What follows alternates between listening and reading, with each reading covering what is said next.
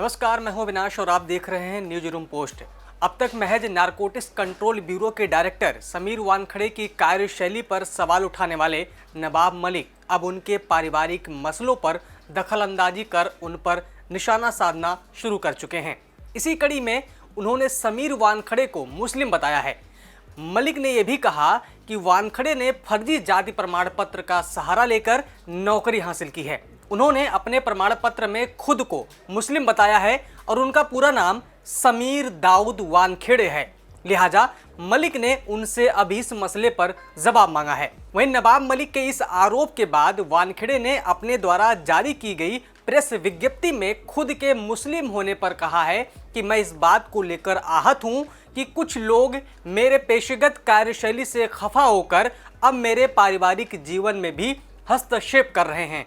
उन्होंने कहा कि इन आरोपों से मेरी गोपनीयता भंग हुई है, मेरी मानहानि हुई है, मैं इससे आहत हूं। उन्होंने खुद के मुस्लिम होने पर कहा है कि मैं एक बहुधार्मिक और धर्मनिरपेक्ष परिवार से ताल्लुक़ रखता हूं।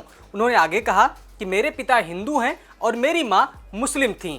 मेरा परिवार धर्मनिरपेक्ष परिवार है, लेकिन मैं इस बात को लेकर दुखी हूं कि कुछ लोग अब मेरी पेशेगत कार्यशैली को लेकर मेरी पारिवारिक गतिविधियों पर निशाना बना रहे हैं। ये दुर्भाग्यपूर्ण है।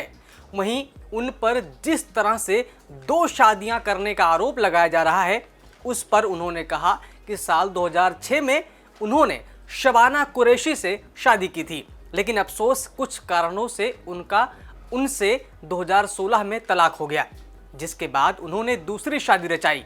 वहीं अब इस पूरे मामले में ट्विस्ट तब सामने आया है जब ये बताया गया कि जिस युवती से वानखेड़े ने दूसरी शादी की है वो नवाब मलिक की दूर की रिश्तेदार है।